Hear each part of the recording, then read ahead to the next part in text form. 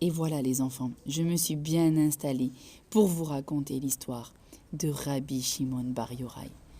Il y a très longtemps vivait en terre d'Israël un grand sadique qui s'appelait Rabbi Shimon Bar Yochai.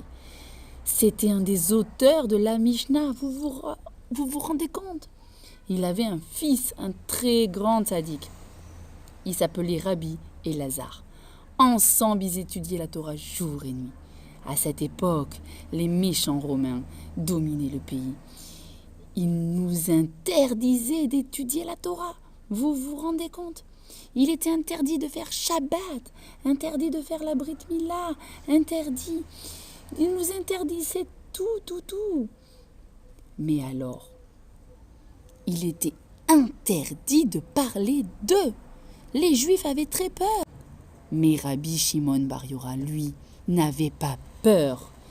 Il leur rappela ce qu'ils avaient fait, ces méchants Romains. Tout ce qu'ils nous avaient fait subir, tout ce qui nous a coûté pour nous de ne pas étudier la Torah. Lui n'avait pas peur. Mais ces paroles arrivèrent aux oreilles de l'empereur romain, qui entra dans une grande colère. Comment il ose parler de nous comme ça? Alors, ils se mirent à avoir peur et allèrent se cacher dans un centre d'études de Torah. Mon fils, Éléazar, il ne nous reste plus qu'une solution, d'étudier la Torah jour et nuit. Nous allons rester dans ce centre d'études de Torah. Seule la Torah compte, mon fils. Oui, père, oui, Rabbi Shimon Bar Yochai. Seul étudier la Torah jour et nuit. Ils ne nous trouveront jamais ici. Seule la femme de Rabbi Shimon Bar Yochai apporta à manger et vinrent les voir. Ils étudièrent la Torah jour et nuit sans s'arrêter pour que les Romains ne les virent pas. Mais le problème, c'est que ces méchants Romains les cherchaient partout jour et nuit. Du coup, ils ne purent plus rester dans le centre d'études. Ils durent trouver une autre cachette où jamais on les trouverait. Ils sont où ces Juifs? Je vais les attraper et je vais les massacrer. Oui, on va les massacrer. On les empêchera de faire Shabbat, d'étudier la Torah et de faire la Brit Mila. Comment je vais attraper ce Shimon Bar Yochai qui a osé parler de nous en ces termes? Ça ne durera pas.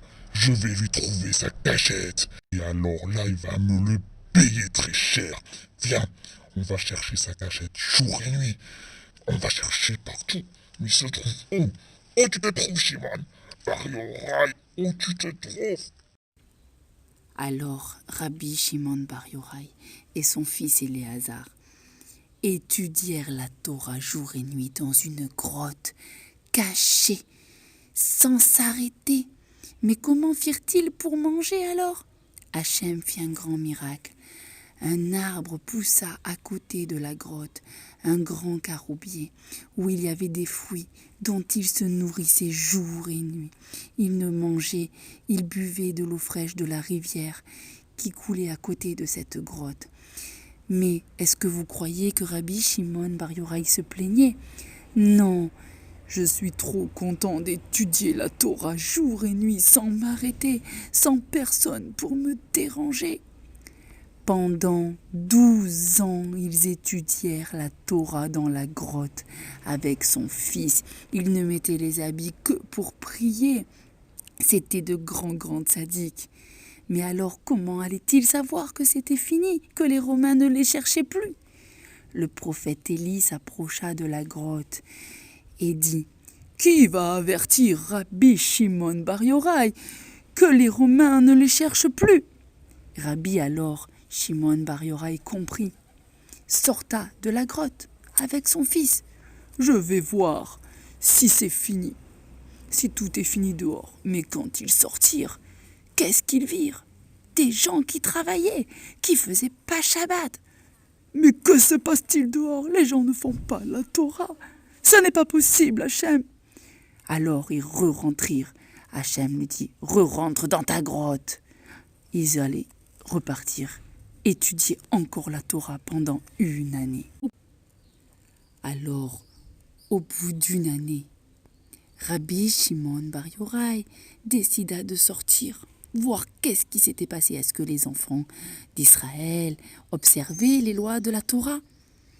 Et quand il sortit, qu'est-ce que je vois? Oh, mais ce sont... Oh, mais les gens font Shabbat. Nous pouvons enfin sortir de la grotte, mon fils. Oh, Père, nous pouvons enfin sortir de cette grotte. Oui, c'est la fête. Les enfants font la Torah, ils font Shabbat. Ouais. Voici l'histoire, les enfants, de Rabbi Shimon Bar Yochai. Voilà pourquoi nous allumons des feux lors de Lag BaOmer.